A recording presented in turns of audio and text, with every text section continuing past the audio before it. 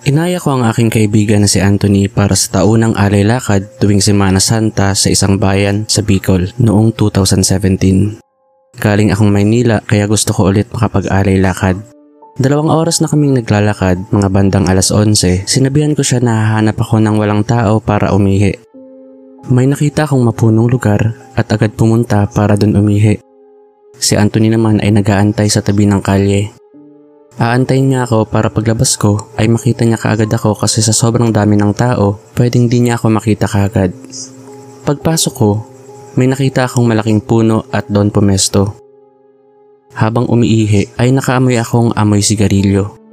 Ginala-gala ko ang paningin para makita kung saan nanggagaling ang amoy pero wala akong nakita. Pagkatapos ko lumabas ako kung saan ako pumasok. Nagtaka ako kasi wala na si Anthony at wala na rin mga tao. Ni anino ng isang tao wala akong makita. Naglakad ako at kinalaunan ay may nakita akong matandang babae. Sinabihan niya ako na, "Utoy, huli ka na ata para sa alay lakad ah." Napaisip ako dahil bago ako umihi ay 11:00 pa lang. Chinek ko ang aking relo para patunayan sa sarili at nabigla ako at natakot noong nakita ko na 4:00 na ng madaling araw.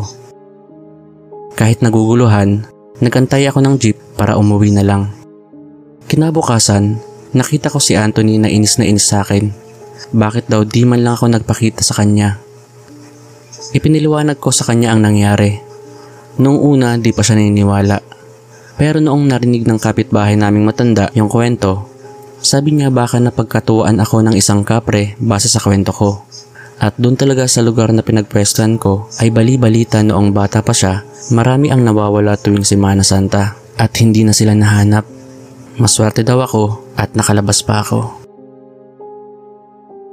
Umuwi ako sa probinsya para mag-unwind dahil sa nakaka-stress na pag-aaral at dahil na rin bakasyon. Tutuloy ako kila Tita Amor kahit hindi kami close at first time ko din napupunta sa lugar nila. Nakakayaman pero malapit sila sa pupuntahan kong tourist attraction sa Quezon Province. Naging maayos naman ang pagtuloy ko kila Tita sa mga naunang araw. Hindi siya istrikto pero pinaalalahanan niya ako na huwag magpapaabot ng hating gabi sa daan kasi medyo delikado daw, baka mapagtripan ng addict or worse mapatay. Isang araw, chinat ako ng kaklase ko na maggala dahil nalaman niya na andito ako sa Quezon. Sakto na pupunta din daw siya sa tourist attraction na yon, kaya pumayag ako. Pinuntahan din namin ang bahay nila at pinag-usapan ang mga buhay-buhay at hindi ko namalayan na late na pala kaya nagpaalam na ako. 1 oras din ang biyahe pauwi sa tinutuluyan ko kaya hating gabi na ako nakababa ng jeep. Nakakatakot pala talaga maglakad pauwi sa lugar na to dahil mga 10 minuto pa kasi ang lalakarin para marating ko ang bahay. Sobrang tahimik ang paligid kaya medyo kinakabahan ako dahil na rin konti lang ang mga ilaw sa mga daraanan. Kahit hindi naman mainit ay pinagpapawisin ako dahil sa takot. Noong paliko ako sa isang daan, napasigaw ako sa sobrang gulat. May nakasalubong kasi akong matandang babae. Pati rin siya ay nagulat at sabay-sabi, "Ineng, pasensya na kung nagulat ka. Nakatakot ba ang mukha ko?"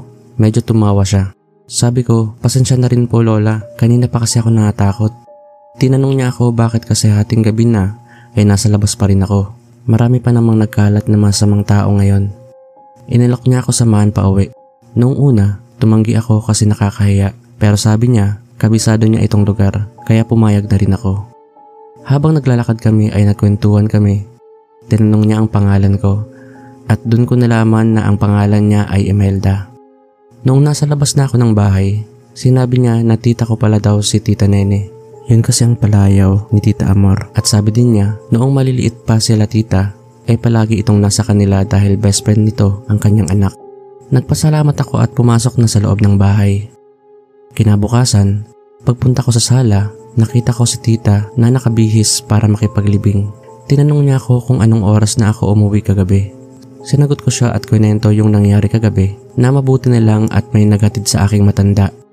Noong sinabi ko yung pangalan ng matanda at sinabi ko rin na best friend niya yung anak ni Lola Imelda, nagulat siya at naiyak. Si Lola Imelda kasi ang ililibing ngayon at huling lamay niya kagabi. Pati ako ay natakot sa sinabi niya. Pinatay si Lola Imelda nung nakaraang linggo dahil pinatay ng nag-aamok na lasing. Pinasama niya ako para makapagpasalamat sa matanda dahil kahit patay na ito ay nagawa pa nitong tumulong at maghatid sa akin na naglalakad ng hating gabi. 2:00 ng madaling araw, habang bumubuhos ang ulan sa bubong ng lumang bahay, nagising si Marco sa tunog ng lumang cellphone na nakatago sa isang drawer. Ang cellphone ng kanyang patay na ina. 1 taon na ang lumipas mula nung nasawi ito sa isang aksidente. Simula noon, hindi niya na nagalaw ang mga gamit nito, lalo na ang cellphone na ginamit sa huling mga araw nito. Pero ngayon, may bagong mensahe. "Anak, malamig dito. Bakit mo ako iniwan?" Pinilit ni Marco na hindi maniwala. Siguro spam, siguro glitch. Ngunit nagsunod-sunod ang mga mensahe. "Anak, bakit may kasama kang babae sa bahay? Hindi mo ba ako namimiss? Bakit nasa kwarto ko siya? Tumalikod ka." Tumindig ang balahibo ni Marco. Wala naman siyang kasama. Dahan-dahan siyang lumingon. Walang tao. Ngunit biglang sumara ang pinto ng kwarto. Mula sa ilalim nito, may dugong umagos. Kinabukasan, pumunta siya sa simbahan para magpasama sa pare. Pero bago siya nakaalis, nakita niya sa mesa ang picture frame nila ng kanyang ina. Pero may isang kakaibang detalye. Ang mata ng ina sa litrato ay nakatingin sa kanya, hindi sa kamera. At ang bibig nito ay nakangiti ng pilit, tila nanunumbat. Bumalik siya sa cellphone ng ina. Doon niya nakita ang mga outgoing message at halos lahat ay sa kanya mismo nakapadala. Ngunit ang oras ng mga mensahe ay hindi mula ngayon. May date stamp na 2023. Araw ng mismong burol ng kanyang ina. Sa huling mensahe, may isa pang detalye na napabagsak ng kanyang tuhod. "Anak, huwag kang malungkot. Susunduin kita kasi matagal ka ng patay."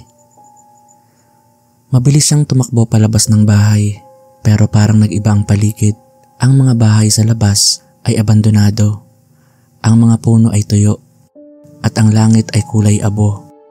Biglang bumukas ang kanyang cellphone. May bagong mensahe mula sa isang hindi kilalang numero. "Tumigil ka na, Marco. Hindi mo na ito mundo." Napalingon siya. Sa harap niya ay ang kanyang sariling lapida. Nakasulat, Marco Santos, 1996 to 2023. Sinamahan ang kanyang ina sa huling hantungan. Bigla siyang nahulog sa kadiliman. Sa huling sandali, pumulong ang boses ng kanyang ina sa likod ng kanyang tenga. "Sabi ko sa'yo, babalikan kita."